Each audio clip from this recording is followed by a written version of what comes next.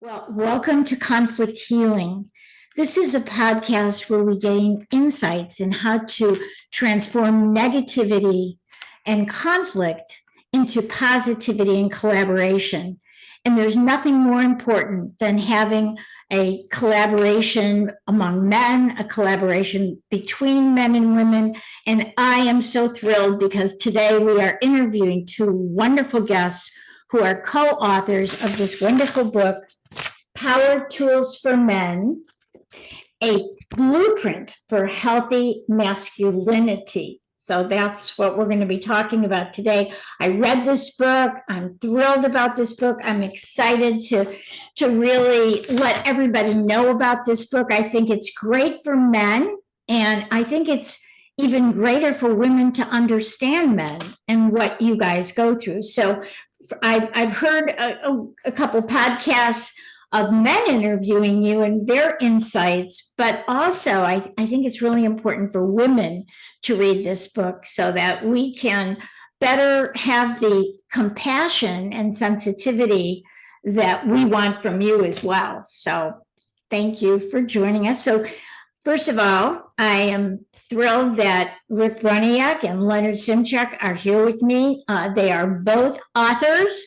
They're both workshop leaders, and Rick is a coach, and Leonard is a fantastic therapist that I've known for many, many years. And he's my co-author on Fighting for Love, Turn Conflict into Intimacy at Couples Guide. So I know what he is, all the brilliance that he has. So I'd like you to, kind of tell me, how was it working together on this book, and how did you meet? So, Rick, you want to, or Leonard? Oh. No, Leonard, go ahead. Leonard, go ahead. Let me just jump right in because I always get excited when I think of. So Rick and I, we belong to the same men's group, and it was maybe 8 years ago now, Rick, that we got together, and we both hailed from Chicago, the Midwest.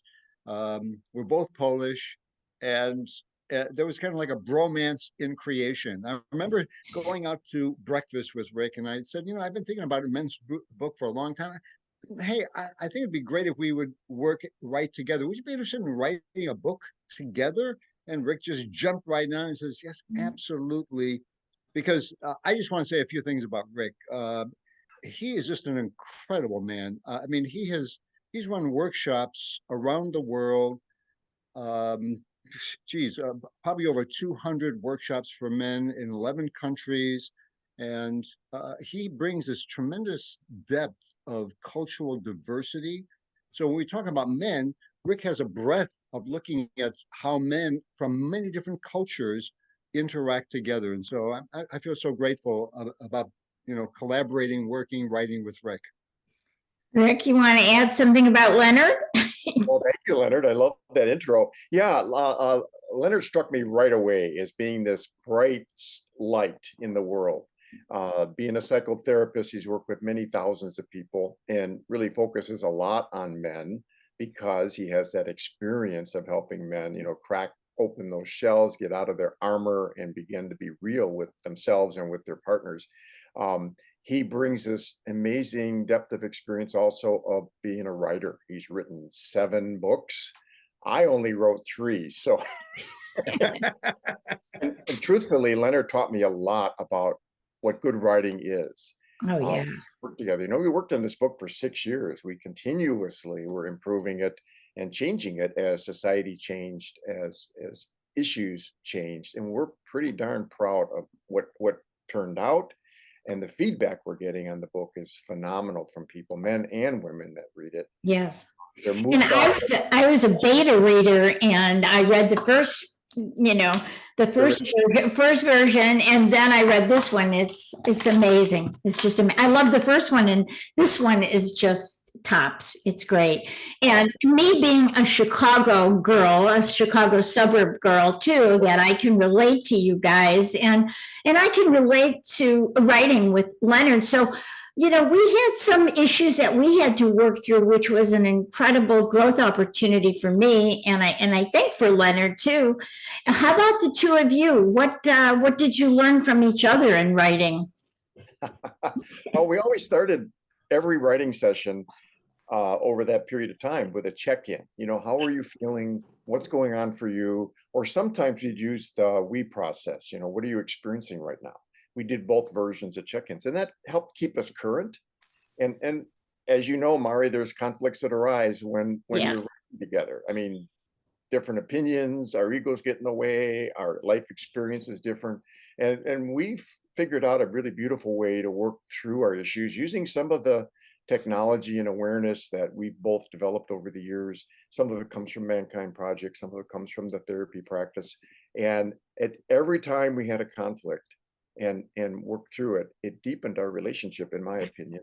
And Yeah. we're very, very close. We try to live what we talk about in our book with each other. We have a lot of love. We never sign off with each other without saying, I love you, brother. I love you, bro. And it's deepened our relationship in remarkable ways. Yes, you guys just definitely like- walk your talk. Leonard? Just like with Mari, like you and I have, we had to utilize a lot of our own skill sets that we had in our book in our relationship, and the same with Rick and I, which is really rather beautiful. That we the old saying is, if we ask people to do something, we better be willing to do it ourselves. And so, what I really value, and I think the key is, if there's an issue, don't let it fester. Don't let the resentment go. Just bring it up. I mean, it's just an issue, and that will help clear the air, and so that we can be the most creative process together. Yes, when you bring that conflict to the light, all sorts of creative opportunities open up, because you get to learn from each other as well, which I know both of you have put your heart and soul into this book, Power Tools for Men, a blueprint for healthy masculinity. And I love this. So what I was wondering is if you could kind of share what the difference is between the quote traditional masculinity that has some things in it that became very toxic at times, okay, and the classics version. I think you had a chart in here that I really loved on page 9, the original 9. So you want to kind of share kind of overview of that, because I thought that was really insightful.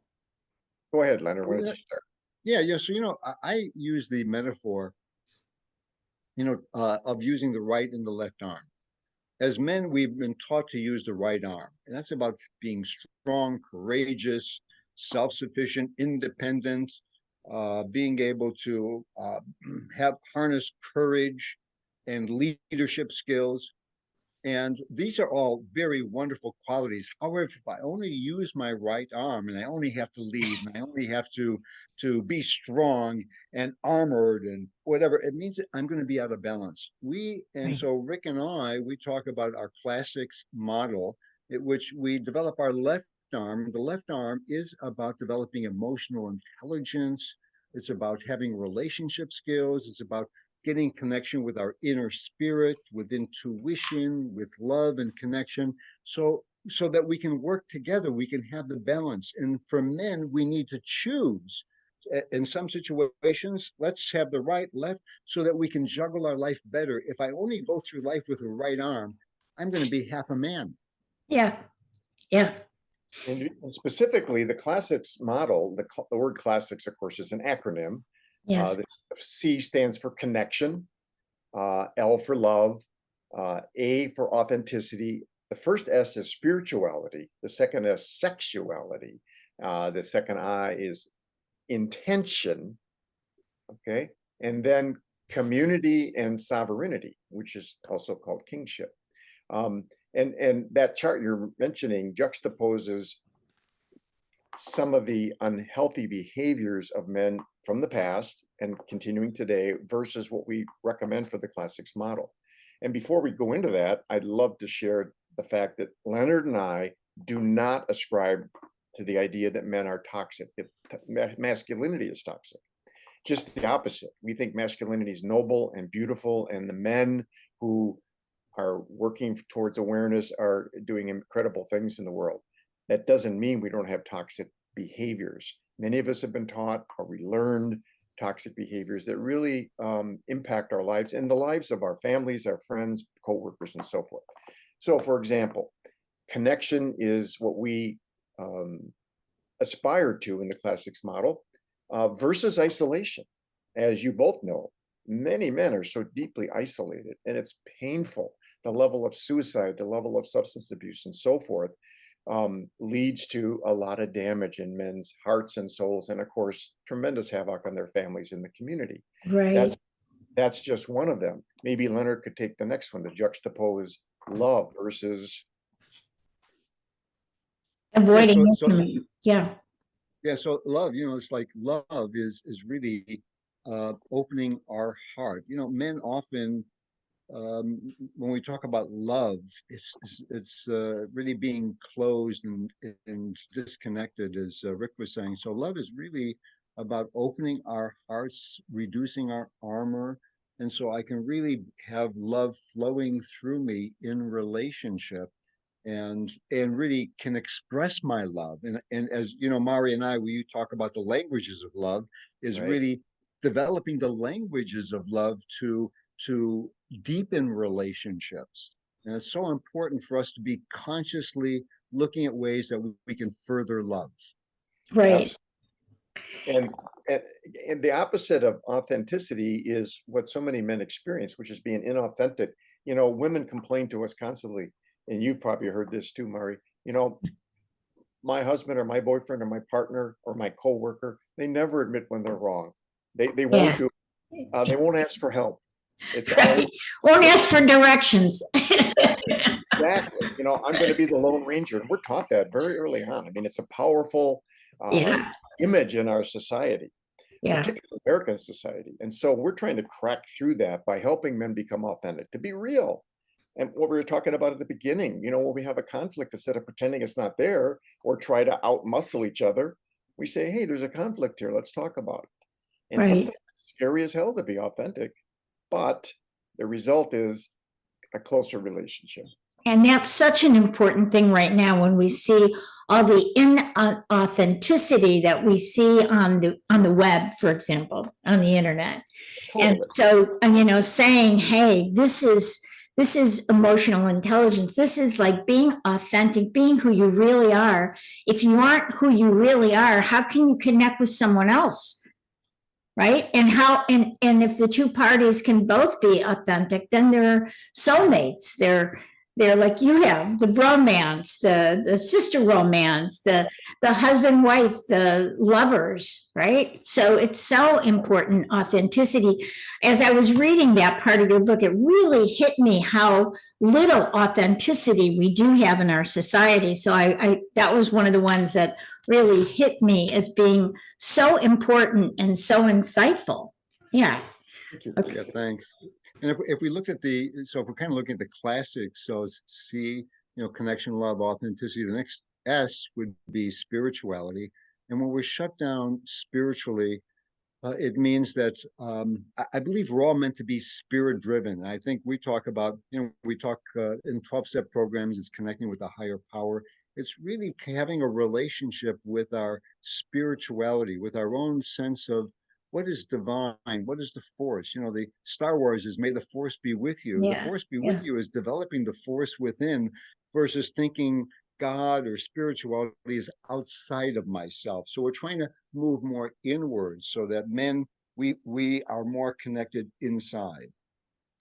Do you think that's something that's scaring men right now? What to connect within? Yeah. Being able to really go within. Do you think that's something that is there? I guess it's part of the shell that protects them. I think I see that in a lot of men, that they're just kind of outer directed rather than inner directed. And I just, Yeah, Well, and we're taught that. go ahead, We're Rick. taught that. Yeah, that shell that many of us build around us from very early on. It starts, 3, 4, 5 years old. Uh, is a message to us not to be that authentic self and not to Right. be the spiritual self. We have to crack through that to be spiritual, and it starts with beginning to love and appreciate who I am as a man, and then suddenly I can appreciate who Leonard is as a man, or who you are as a woman, Mari, and it's Yeah. just spiritual to me. And I think we have a spiritual disease in our society where Mhm. we focus more on the outer, as you said before, or uh, you know, tangible things, money, whatever it is, that's going to make me happy. And we know from our years of experience working with many, many thousands of men, it does not make us happy. In the No. maybe for a moment, but then it doesn't. Yeah. And if you think about it, my heart breaks open when I think of the war in Ukraine. It's like, how can it's so disconnected to not see other men as fellow brothers who are connected to us, and to think of destroying fellow brothers, fellow sisters. I mean, that shows how disconnected we are from one another, rather than seeing how we all are interconnected spiritually. Yeah. I think the way that we traditionally think of men being connected is when they're in sports, they're on a football team together, or soccer, or something like that. That's how we see it, or they're building something together, That's Yeah. how they relate. It has to be something that's really kind of outside themselves that pulls them together. Wouldn't you? Is that kind of the traditional? Yeah, definitely. In fact, it's one of the few places where men actually can touch each other safely. I can whack a guy in the back in sports, or high five him, or whatever, or give him a hug. Hug them? Yeah. On the athletic field, it's okay. And that brings us to the next, sexuality, which is one of my favorite topics. Mhm. I have the privilege of being in partnership with a sex and relationship coach. Michelle is just remarkable, and we have really helped heal each other through that work. And I wanted to bring it into the book as a key element in men getting wholeness, being in love with themselves so they can love someone else. Uh, Leonard's in a recently new partnership that is really, I can see the sweetness that's coming out of him. It just radiates with Yeah. Francie. And Michelle and I have had that experience also. And it changes a man's life to be really connected in a sacred way with his sexuality. And we talk about that in the book. Lots of great stories in the book, not just Yes. about that, but about many, many other things. Go ahead, Leonard. I Yeah. know you had Yeah, so something. I was raised in this Catholic seminary, and so for 8 years, my sexuality was suppressed, and it was like, I mean, here's when adolescent hormones are flowing, but we learn to just kind of shut down. So I'm just learning Mm, about really opening up to even more pleasure, and pleasure doesn't all have to mean just sex. It's really pleasure about pleasure about beauty, pleasure about enjoyment, pleasure about touch and smell, in seeing beauty in the world. This is really awakening to the sensual pleasure that all of us men, really, and women, of course, is part of being a human being. Yeah, and you have that whole like manifesto about sex that I thought was really wonderful. You want to kind of go through that? People will, love that. Yeah, do you have that available, Rick? I do not actually. Forgive me. Let me see if I have it. Okay. Mara, you have that. You could always read I it am. straight from the book if you have. Yeah. What chapter is that? And then I can On help you. sexuality. What I know that Because it's. while you're looking that up, I mean, Rick and I was thinking, well, what is, if we put together a manifesto about what rights, these are rights that, as men we have, and we really focused on that sexually. So, oh yeah, because there's a lot of rights that often we don't really give ourselves. So I think it'd be kind of nifty if you were able to read those, Mari, because a woman would be reading the sexual rights for men. I know, and there was only one I disagreed with. Oh yeah. Oh, well, please. I'd love I to love know. that. Yeah. Yeah. Tell us. Yeah. No, I'm only kidding, but I thought was interesting. Okay, building the sexual life. Okay. One thing I want to mention is that I loved the way in this book you both talked about your own vulnerability, which I thought was very sexy and very empowering, and a great as a great role model as well. I know you both had similar childhoods where broken families and having to like really fend for yourself as a kid. And I could kind of relate to that. I didn't have a broken family, but I could really, I think the fact that you could be so open and honest and authentic really gives everybody else permission to do that as well. So I love that. And I also wanted to mention that I loved that you have these exercises at the end of each chapter, which give people a chance to really go deeper and question themselves about things, which, we did that in our book. And I always love that in books. And I think, especially with this, it made me think about things with my own father or my own husband that really related. Okay, so. Did you find them, Larry? I have them if you'd like. Okay, yeah, the Declaration of Sexual Rights for Men. All right, yep, okay. To be inherently sexual, erotic beings who embrace our healthy sexuality, no matter our age or orientation. I love that. I love that. Great, thank you. Feel safe in sexual relationships. That one is one for women and men, really a strong one, because we all want to feel safe to be able to really connect at a very deep level. Men are so focused on performance that they really connect with their inner heart and realize whether it's safe or not safe to be with this particular partner.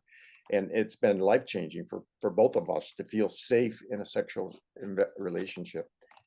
And this is go ahead, Rick. Go ahead. I think the thing is, for men, it's a performance, and men tend to, the performance is, can I ejaculate? So I'm working, sex is about working toward ejaculation. Right. And really, sexuality is not about ejaculation. It's just about experiencing pleasure. Right. Right. And I think men are more worried about that than women. Well, totally. Women want to be touched. They want to be connected. They want to be soothed, and for them, I think it's the man thinking, oh, I got to do this. And I think this has been a problem, what we've seen in our society with the Me Too. Like, wait a minute, you're just trying to prove your masculinity to us. Right. That just, it's a disconnect for sure. Yeah. Very, yes. That's so true. Strangely, many men are very disconnected from sexuality. And sexuality is just genital. They're very genitally focused. We can be very genitally focused, which is just, it's like, you miss a lot. Yeah. So that leads to number 3, connect our sexuality with our hearts and souls. It's been disconnected for so long in our society, don't you think? Oh, absolutely. Absolutely. And it isn't just our society. When you think of like all of the different countries that would overtake another country, right? They would rape the women. That would be the first thing, one of the first things that they would do. It was just a way of showing power rather than connecting with their hearts. Exactly. Right. Is it scary to connect with your heart for a man?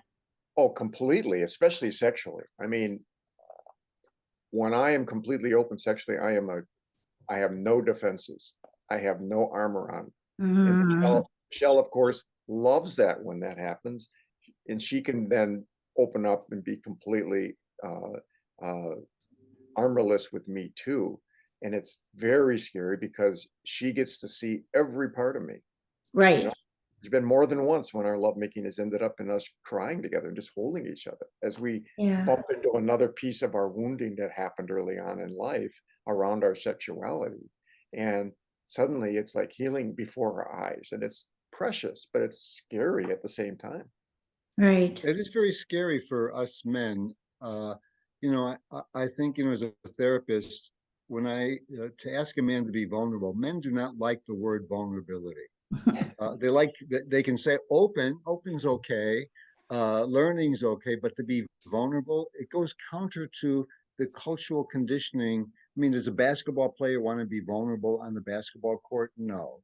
And it goes into emotionally, as Rick is saying, wow, to be vulnerable is to be very tender. It's like the shell is taken off of a lobster. It's like, whoa, I'm really open. But that is true intimacy.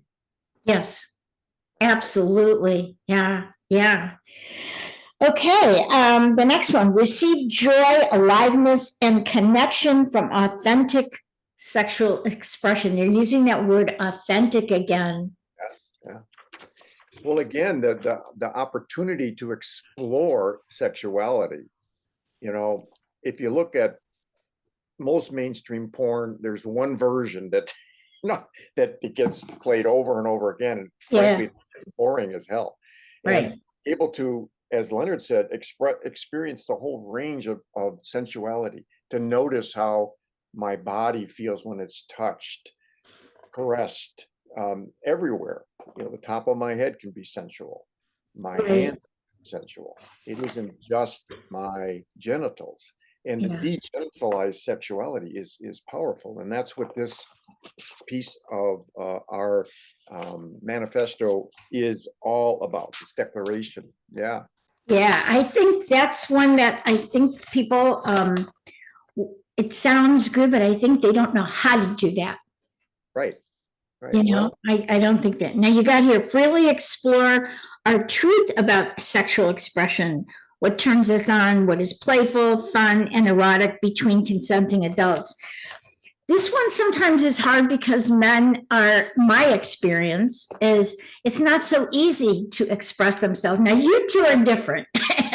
And I love that. And Leonard, working with you and knowing you as a friend for all these years, you are always open, you know, and I push you and you push me as friends to be that open. But I think it's very hard for the traditionally raised man that to do that, don't you?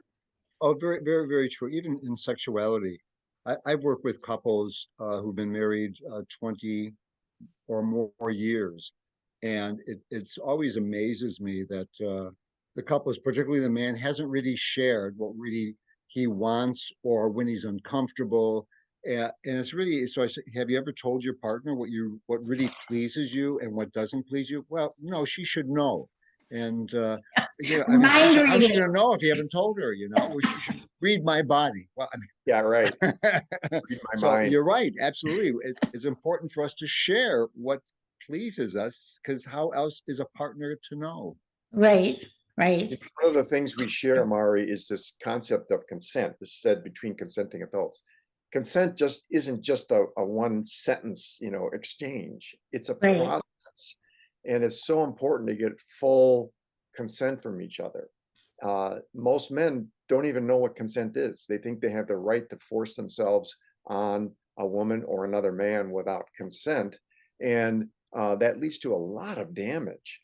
The process of getting real consent from a partner is precious and beautiful, and sets the stage for a much fuller, more expressed sexuality, in our opinion. Yeah. And so there's a good book. There's a good book called The Wheel of Consent by Betty Martin. And she really kind of goes into this consent. And so, you know, like this, she has a number of questions, but one question is, what would you like me to do to give you pleasure? So you're really asking, but what would you like me to do to give you pleasure? And I mean, it's not a simple question, but oh wow, what would you? Oh, you're asking me what do you want? Oh wow, it opens up a whole nother arena. Yep. Yeah. And you have create a strong, heartfelt sexual connection with ourselves, which makes our connection with our partners more fulfilling and resilient.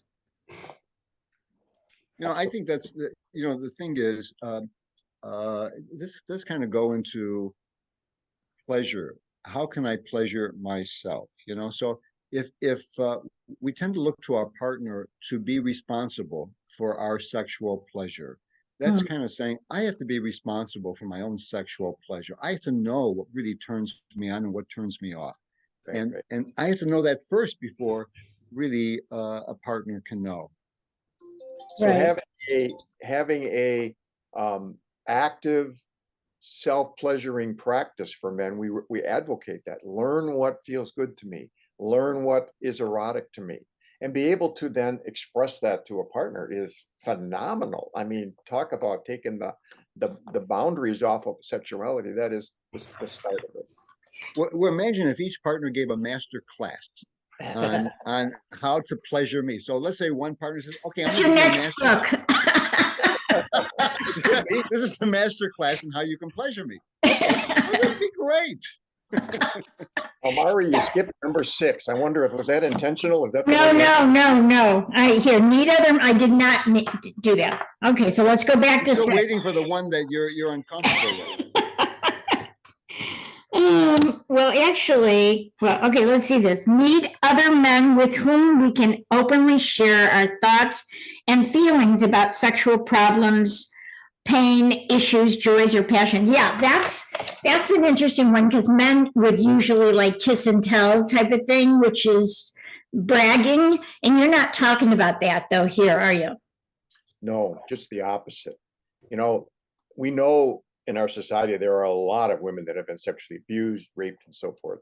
What we don't pay much attention to is how many men carry sexual wounds, have been abused, raped, and so forth. In fact, Right. some evidence is that there have been more rapes of men in our society than women. A lot of it happens in prison and the military, but the fact is we don't talk about it. Mm-hmm. Just don't talk about it. So having the opportunity to sit with other men and talk about my sexual pain or my wounding and my sexual pleasure and joy is totally transformative. One of the joys that Leonard and I have in our circles is once in a while we'll do a night where we take turns getting on a massage table and giving each other massages where 6 or 8 men will be touching my body. And I get to say where I can be touched and where I don't want to be touched and how I want to be touched. And do I want oil or not? And it's a phenomenally freeing experience to have these kinds of connections with other men. Yeah. And yeah, it's beautiful. And I know when you do the men's groups, and you've talked about in your book where there's like total breakdowns, and all the men are there and listening and being supportive and compassionate and hugging each other. That's so beautiful. I mean, we see that more with women, that women can do that when we go to retreats, but you know, it isn't something that you see men do. And I know that when my husband was in Leonard's group, men's group at church, I mean, that was really wonderful for him. And I wish we had something close by over here to do that, because I'd love to see him do that as well. I think it opened him up in a different way. And then the last one is to be celibate or sexual without shame. Asexual Without shame. Yeah. This is the one I was kidding you about, Leonard, that it's okay to say no when your partner wants it. Yeah, that's the one I said was kind of, I was laughing at, because sometimes. What was uncomfortable for you? No. I think it's because I don't want to accept if he says no. Right. Oh, I see. Shoes on the other foot then, Mari. Laughing about it. I said, oh, okay, I'm supposed to say okay. You get tired or whatever. Yeah. And the hallmark of male sexuality, of course, is an erection. Right. And just because I have an erection doesn't mean I want to have sex. And just because I want to have sex doesn't mean I'm going to have an erection. Right. Those are not connected. And and there's times when some men just don't want to be sexual. And there's no shame in that. They're not less of a man because I'm not interested in it for this period of time, or I'm not interested in it at all. You know, I know some men that consider themselves completely celibate, either because of in a religious milieu where that's important, or because that's just the way they want to be. And there's no shame in that we want to give men permission to be truly authentic, and maybe authentic sexuality for them is not being sexual right now. Right. Well, the reason this came up is because I was at a book club meeting and we were reading this thing about, it was a book about female sexuality. And then a bunch of the women were saying, I want to do it more than my husband. And they're all like over 45, 50. And I think this is kind of like, I think this is kind of what happens when you get older, is that the women are freer and the men are more tired or whatever. So, I mean, that was a big discussion at my book club about how women want it more than men, and the men are saying no. So that's. Well, maybe another metaphor would be, imagine two people, let's say you and Lloyd go out for a meal. And Lloyd's not very hungry, and but you're ravenous, and so you order your salad, your entree, or whatever. And Lloyd's not that hungry; he just orders a light salad, but he can still enjoy you being ravenous about your meal, right? But he's just having a little salad. So there's an appreciation for each other's appetite. Okay. Yeah, I just wondered what you thought about that. As you know, women who are maybe postmenopausal often are wanting sex more than their husbands who are about that same age or older. Right. Well, I think our unequal testosterone level desire. does drop as we get older too. So part of it is our testosterone level drops, and when the testosterone level drops, there may be a less interest in sexuality. I think the key is to not shame. I think Right. men, we are so sensitive to being shamed. Oh, what's wrong with you? Right. Hey, you can't get an erection. Is something wrong with you? Right. That's where the shaming, deep shaming occurs.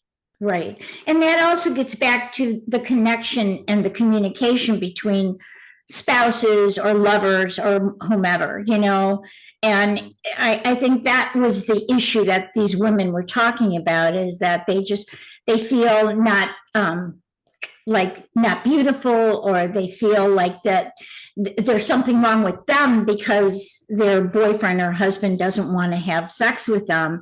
And I think goes back to being open, like you were talking about, being genuine, being authentic, being open, kind of sharing what's really going on with you and why is there that difference. And I think it's opposite of when you're young, and so I think that's something that came about. That's why I laughed at that one, So maybe what I would invite the women to do is, if let's say they would like, it's just, maybe that's the time for them to order a massage table and say, I have a massage table. Would you be willing to give me a massage? We do like to please women.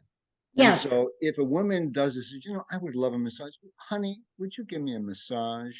And usually men, we love to please. We love to be involved in and engaging with pleasing a partner. So that could be Right. one way that they could offer an invitation. And that's one of the positive traditional aspects of masculinity, is wanting to take care of and wanting to please and wanting to have a loving family or a loving wife. So yeah, those are good things. So let's just really quickly review what the classics is before we end. And yeah. So Mari, can we just talk about? So we talk CLASSI. There's I, C, and S. So I is intention, just being more intentional about what. Again, do I want to use my right arm or my left arm? Being more intentional about about what my intention in the world, and also having a mission that we're really committed to. I know in our men's work, it's important for each man to identify a mission that they can keep to have us really live our life in the world with purpose. I was going to say, you mean a purpose. And I think that's another one that's really hard nowadays, especially for young people, trying to find out, what is it I'm supposed to do or be? I think that's a really tough one, the intention. Very, very difficult for young men feeling lost. there's so much angst among many young men because they're not sure what their purpose in the world is. Why am I here? Is it to make money? Is it to get married? Is it, what is it? And so they feel lost and astray. And so one of the joys of men's work is to bring these young men and older men who feel that way into a group and give them the opportunity, a format for creating a mission of service. To realize that they have a purpose greater than themselves for being here. There's a way, the world needs men of service. Yes.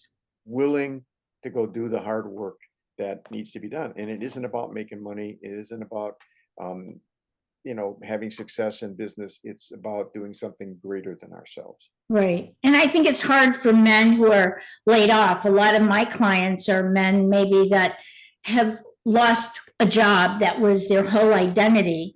And then in the 50s, 60s, trying to decide, what am I supposed to be? That's another hard one. Right. Or I worked hard my whole life, and why do I feel so unhappy and depressed? And that's why it's so important. That takes us into the next letter of the classics is C, community. As Rick said earlier, men are isolated, lonely, especially if we're not working, we're retired. The community is crucial for a life force. It's like men getting connected with a council of men. Oh, it's so important to be connected in community rather than being isolated and alone. Yes.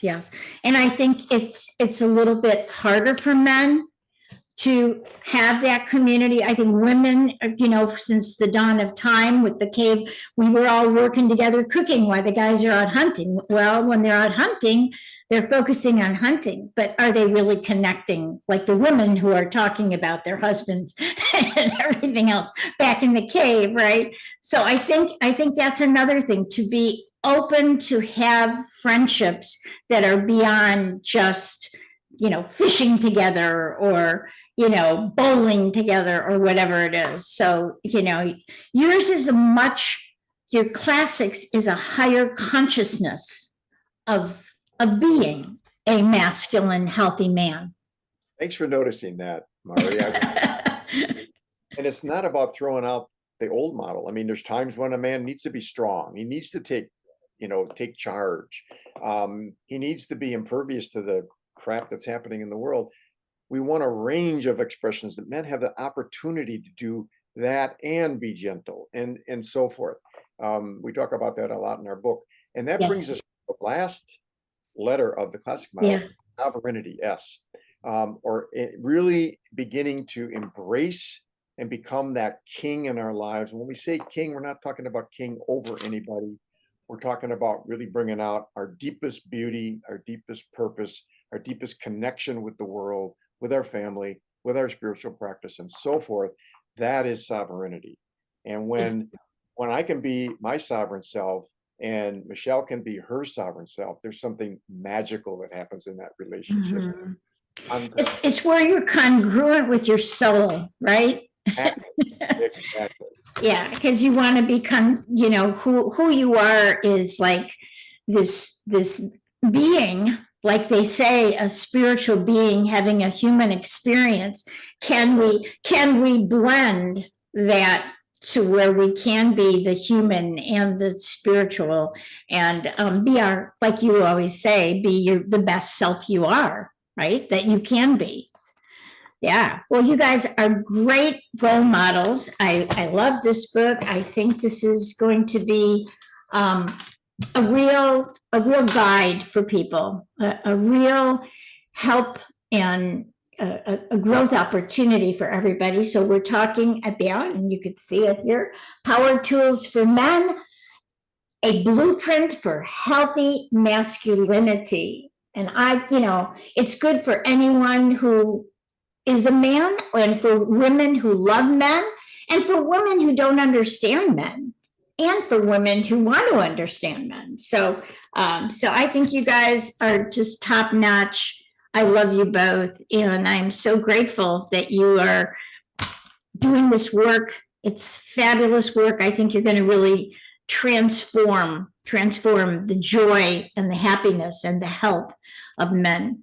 So thank Well, you. thank you, Mari. I just want to thank you for, you taking time to have this interview and have Rick and I on here, and, and for your openness to and receptivity for really exploring and taking a look at the world of men. Thank you so much. Yeah, I love it. Yeah, thank Your you. women's perspective is so valuable. Thank you for that. I appreciate it.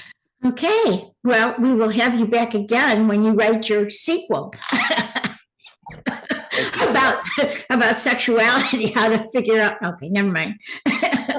Okay, thank you so much, and you guys have a great day. And I want everyone to know that they can get Power Tools for Men, a blueprint for healthy masculinity on Amazon, right? All right. Or they can go to their favorite place that they buy books. Okay, terrific. Thank you. All right. Bye-bye.